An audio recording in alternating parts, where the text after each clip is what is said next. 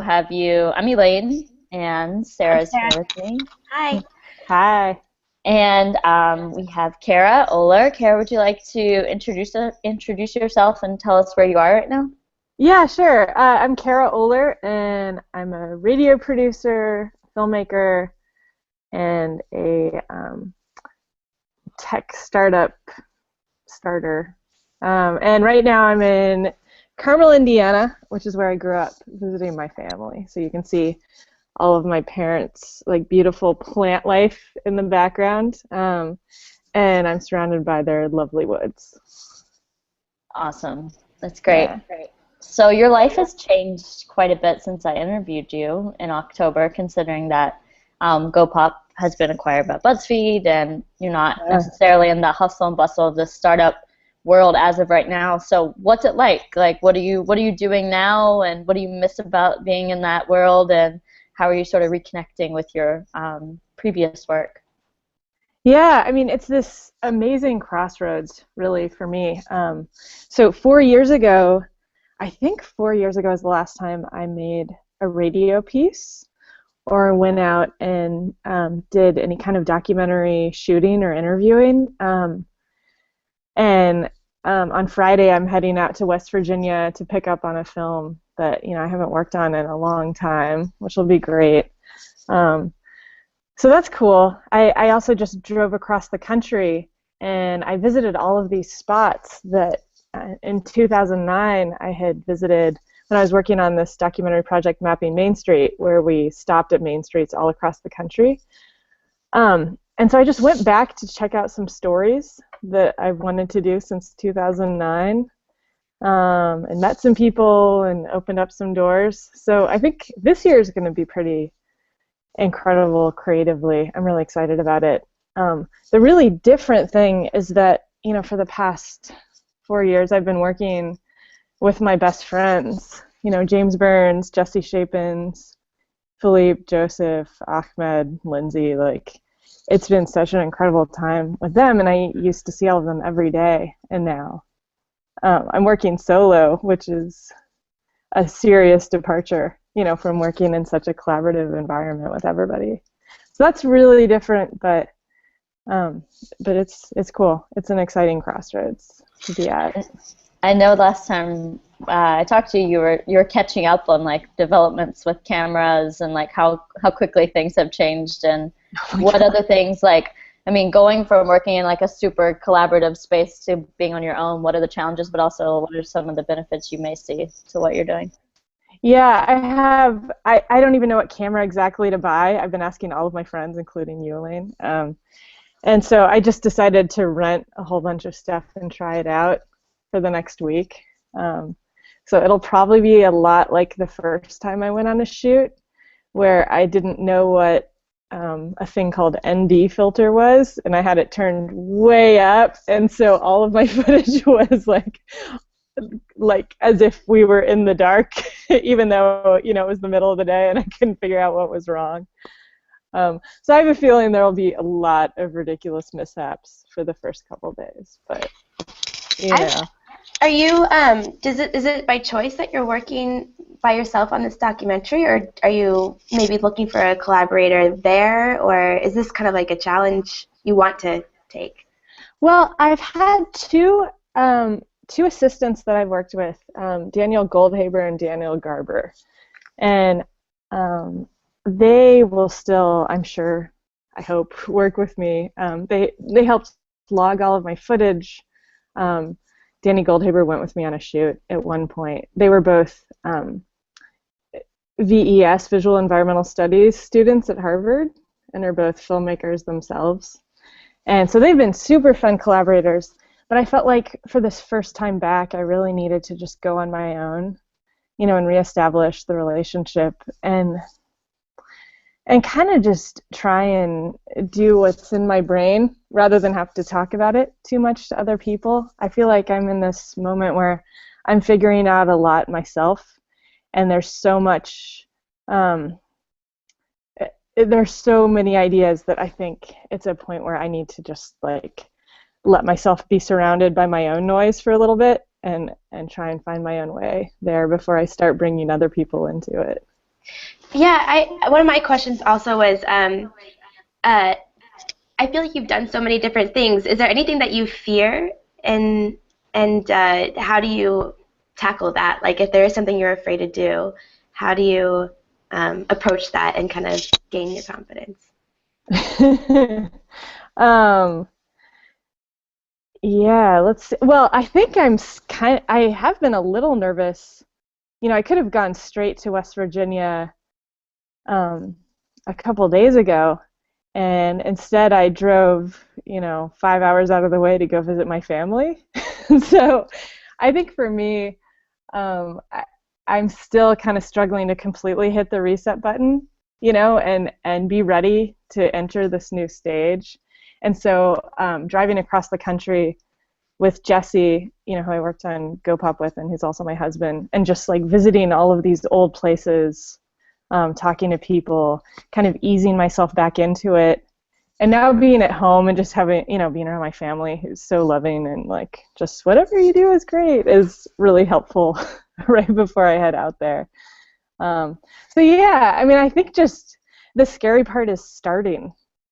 And that's always been the case for me, It's that, I'm always excited about ideas, and then it's that first moment where you actually go out and start the project and do that first interview or make that first call that for me has always been the scariest. And then once I do one, it's great and it's fine, and I'm, and then it just doesn't stop. It's hard to slow down. But yeah, this first moment is scary. Is there anything that you feel you're going to be taking from sort of the tech and startup world, and maybe in terms of thinking about structuring the film or producing the film, or something that you're going to take from that world and add into the documentary style, whether it's making it sustainable or whatever it is? Huh.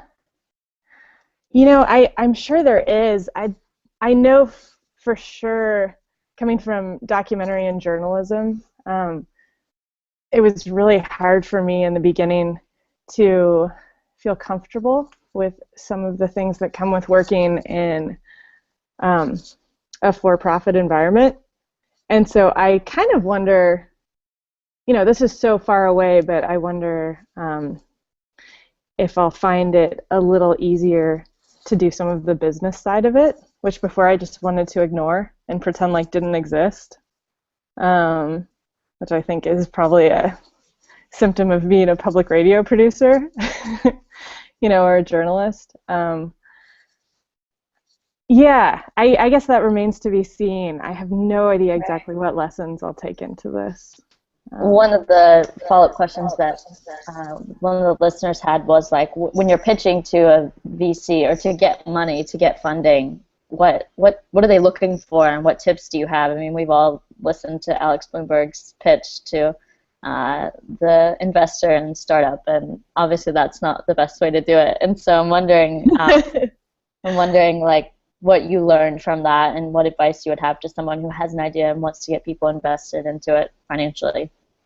Oh my gosh. I mean, every investor is so different, but I do think going into it having, people's business plans and business models will always change, but going into a meeting with at least an idea of what you want instead of, oh, I don't know, I haven't really thought about it. Like, I think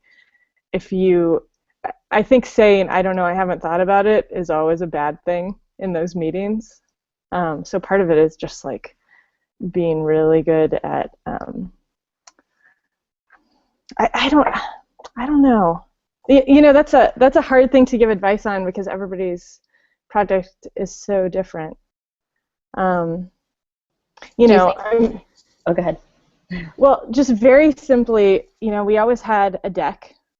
So, which, I learned is just basically a PowerPoint or a keynote, that just explains, here's the big idea, here's the problem it's going to solve, here is the idea of who the audience is, and, VCs are looking for it to be an audience of millions or billions, the potential audience you can reach.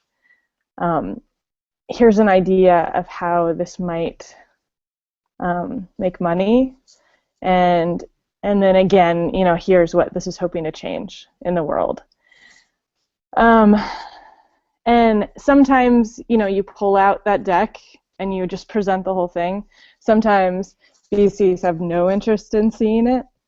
The meetings are always half an hour. So, and then if people say, oh, we want to have you meet our partners, then that's always a good thing. But they're all so entirely different. Absolutely. Stressful, like just the idea of thinking about it kind of stresses me out. I'm really glad I won't have to do that anymore. Although I do think that I would be pretty hardened and ready for, that's probably something that would help me in the future, like asking for funding for something you believe in is certainly not something that I would be scared of now. Right. And a lot of people responded to the episode because of their familiarity with Zeega and mapping Main Street, and sort of in the interactive storytelling space. And I'm curious if you think that you want to be back in that space, producing projects that maybe are collaborative in the sense, or that add in the interactive media space. Yeah, I mean, I love that space, and the people are incredible, and the conversations around possibility and future is always really exciting. And so I would say probably, but right now, just the idea of just doing, I'm most excited just about thinking about form right now. And so interviewing people and seeing where the story goes and putting together something that matches whatever that story needs. So often a project is not an interactive documentary. I've seen through the years so many people try and just make everything interactive. And a lot of things just don't need to be, And some collaborative projects just also need to be something that happens in physical space that, doesn't need to have a big, heavy web presence. It can be something really light. So, I mean, which you guys are nodding like, yes. Yeah, we agree. Yeah. So I don't know. I definitely don't think West Virginia is a very interactive kind of project. And the podcast I'm working on, I used to have a dream that each episode would take a different form, depending on the story.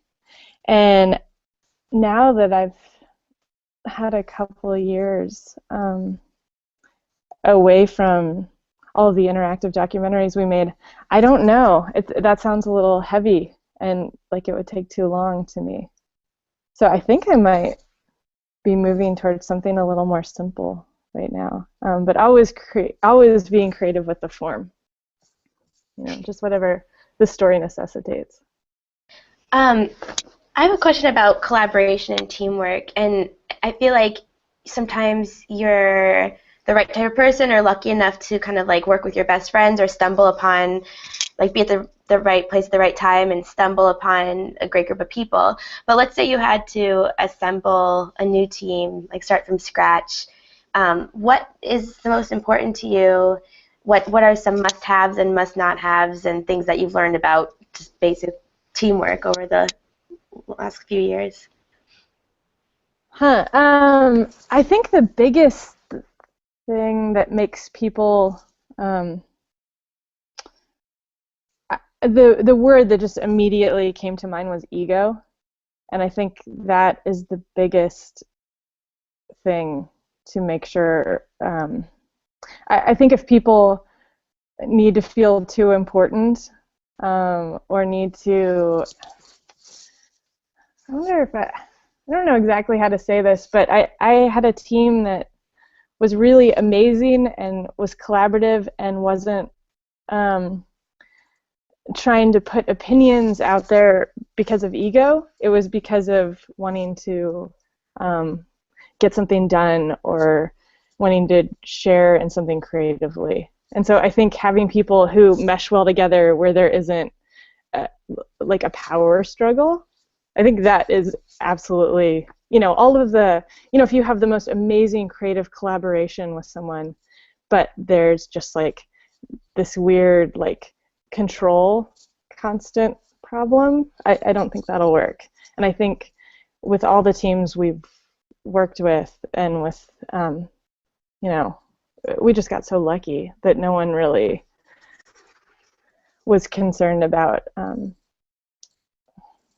putting themselves before the team, I guess. That it sounds very communist. That it was just like, that everyone was working together for a common goal. And do you think that's something that you discussed beforehand, or that's just the kind of no? Just your personalities. Yeah, I think so. I mean, I think we got really lucky. Like Jesse is one of these people that just gets shit done, and he, I think, often ends up in positions where he's in charge of things because he doesn't get things done to show how awesome he is. He just gets things done to like make great things happen. And it's really energizing and wonderful to be around that, and I think that was helpful for all of us. I mean, I don't think that I have always been like the perfect person with, wanting to control things, or like that I came in totally selfless and totally easy to work with. But I think, I don't know, I do think Jesse was kind of magical in that. And I think I learned a lot from that. And I think when you have a lot of creative respect for other people, you kind of, that ego stuff melts away a little more, and it's more just like being so excited that you get to work with all of these people every day. It sounds really like, yay. But I think that's a really important thing. I was really impressed, well, not impressed, but enjoyed your response to the question on our little survey we do that's on the site, shedoespodcast.com, where you said, we asked what piece of media inspired you, and you told us about, a piece that had never been heard of from a South African artist. And so I just wanted to open up the floodgates of other things that inspire you that maybe we're not thinking about, because I do, and maybe have you comment on the importance of being inspired by things that are outside of your specific medium. Yes, you may be a documentary filmmaker, but where else can you find inspiration from, and those types of things? And just wondering if you could comment on that. Yeah, I think for me, I'm always looking for people who take something that you have heard many times, like William Kentridge, who's the person you're talking about. His artwork is always about something that people have heard a lot about, like apartheid, or the Herero genocide, or like something that you have the opportunity to hear about on the news all the time. And then he makes people feel it in a way, or pay attention to it in a way that they wouldn't otherwise pay attention, or experience it in a way that's more personal, or just more embodied, or more sensorial. And so I think just always looking for people who do that in some way and just make me feel a story or an idea in some way that uses, sound or painting or animation or film, whatever, any medium. So yeah, William Kentridge is incredibly inspirational in that. And then I think also, I mean, there's so many people who do that. Okay. It's okay, I'm putting you on the spot. We could be fair in some questions ahead of time, but we don't know. It's cool. Plus, I've been a little sick, so I'm like, just woke up from a nap. Have you ever finished, or have you ever started a project you haven't finished? Oh my gosh, yeah, tons of them. Yeah, West Virginia is the film is an excellent example. of something where this is probably like a really bad thing, but when I saw, Linklater's film Boyhood, I was like, oh, great, this is something that was done over, 7 years or however many years it was. So it's fine that I'm taking this long to do this documentary film. But yeah. Could you give us a little bit of a background on that? Because I'm sure people don't know the details. You told me, but... Oh, on the film? Just on the story, in a nutshell. You don't have to go into extreme detail. Oh, yeah, it's just... so I, years ago, worked for a nonprofit called the Appalachia Service Project, and I lived in an elementary school for a summer in Summers County, West Virginia, and I met this family. And we kind of hit it off right away, and they have 3 kids and 2 parents. They used to work in logging, and it's just kind of about like the kids growing up and trying to decide, what they should do in this very rural town, Talcott, West Virginia. And those kids have kids now, right? Yep. One of the kids has kids now. I just talked to the daughter, the youngest, and she just moved to Ohio 2 days ago, which is huge. And I think really hard for a family because I wasn't sure anyone would ever leave. So I'm going to go visit her in 2 days and see how she's doing, and I was like, well, that's so exciting. What an adventure. And she said, well, my parents aren't very excited about it, but you should try and make them feel better about it. So yeah, there's a lot more to it, but it's just kind of like a coming of age story of the 3 kids. Do you have funding for this project? I got a grant several years ago from United States Artists, and it was with my radio partner, Ann Hepperman, and it was right when we were starting Zeega, and so I just saved it, and so I'm using that this year to work on the film and the new podcast. I have another question about as far as I feel like sometimes, a lot of the time, it's like when you when you think about your future and you're like, I will land here, like this is what I want to be doing in like 15 years.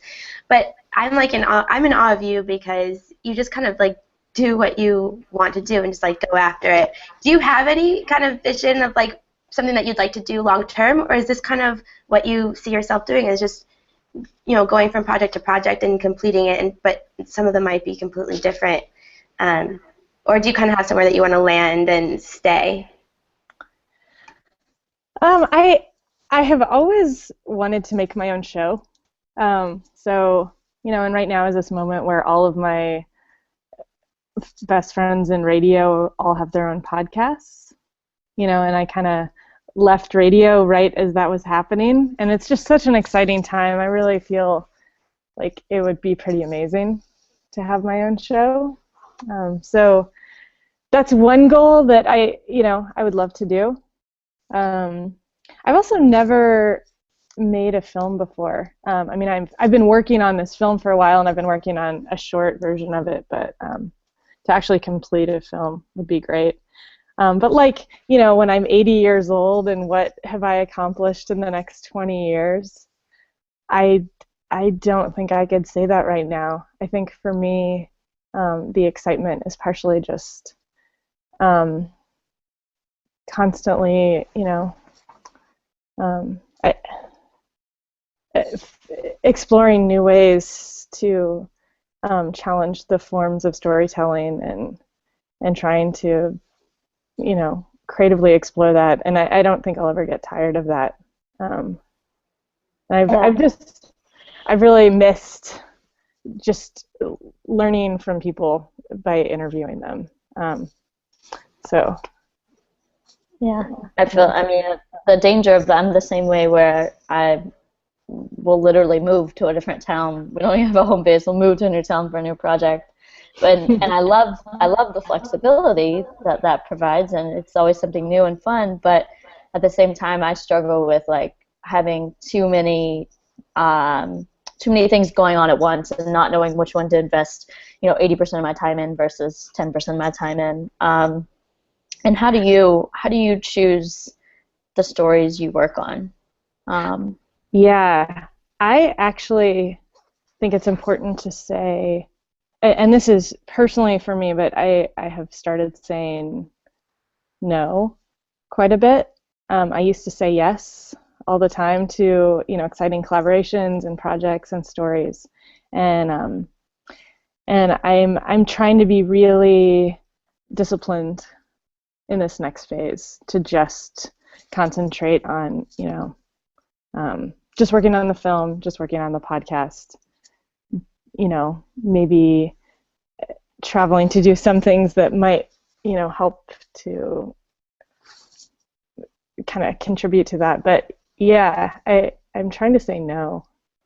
I know a lot of my colleagues. Roman Mars has said a lot, the importance of saying yes, but I know he says no a lot too. I think I think it's important to protect your time and give yourself a little headspace too, because it's hard to transition. Documentary and radio or something, at least for me, where I can't multitask if I'm editing. I just have to really, I need a couple hours to get going, and then I can, and then I just tunnel and forget time entirely. But if it's something where it's 2 hours here and then I'm doing something else and then another 2 hours, I just can't ever get into that creative space to make anything good. We just got 2 questions. One's a short answer, so I'll ask it first, and then the second one. What is the podcast you're referring to about? Oh, that's still to be seen. I'm hoping to have something a year from now, so it won't be coming out anytime soon. But okay. People can follow you on Twitter to find out a year from now, maybe? Yeah. Okay, and the second question is, what's your favorite storytelling medium to work with or work in, and why? Film, radio, tech, startup, Twitter, or otherwise? Oh, radio. Radio is my first love in stories, and I just love sound. I love the intimacy of telling stories in radio, and I love it that you hear a stranger's voice, and you use your own images to fill out some of the visuals of that stranger's story. I don't think I'll ever get tired of that. Awesome. Yeah. Well, we're at 3:30. I have one more question. It's a personal question. I need some gardening tips. Do you have any gardening tips? Yeah.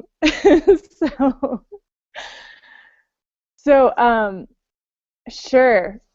Look out for what grows in your area. I had a lemon tree in Oakland, and I'm still kind of getting over the fact that I cannot have the same type of lemon tree in New York. It's not going to work out. And yeah, I had, I think that my neighbors all thought I was growing weed because I just had all of these growing lights in the back of my garden, or in the back of my house, when it was still too cold outside to put the little seedlings out before frost. But growing lights are awesome.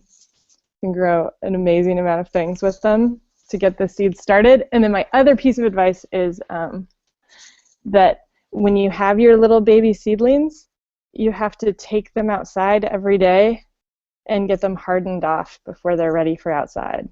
So it'll take you a couple weeks. So you take them outside for an hour, and then you bring them in. The next day you can do an hour and a half, and you bring them in 2 hours. Like a child. They're like your little babies. Okay, tell people where they can find you, and tell us about some upcoming things you have going on. Okay. So I'm on Twitter at Kara Oehler, Karaoehler. You can reach me on email at same thing, Kara Oehler at Gmail. And your workshop. and I have a workshop coming up at UnionDocs. That's a collaboration. It's in Brooklyn. It's a collaboration between UnionDocs and AIR, the Association of Independents in Radio, and it's a storytelling intensive for radio producers, and that takes place the last week of April, first week of May. I think April 28th. It's that Monday through Friday, April 28th to May 2nd or something like that. What can people expect if they attend that? It's amazing radio producers. We have 10 people lined up that are each giving workshops on anything from, sound design from Jonathan Mitchell, or writing for radio from Sean Cole from This American Life. Just incredible producers that'll be letting you into a little, opening a window on their craft. So it'll be great. I'm so excited about it. Cool. Well, thank you so much for joining us. We appreciate it. Yeah, thanks a lot. Sorry it's a little slow. I'm a little sick. No, you're fine. And thanks to everybody who tuned in and asked questions. And I'm going to press stop broadcast, but Kara and Sarah stay on here. Okay. So, bye, everybody.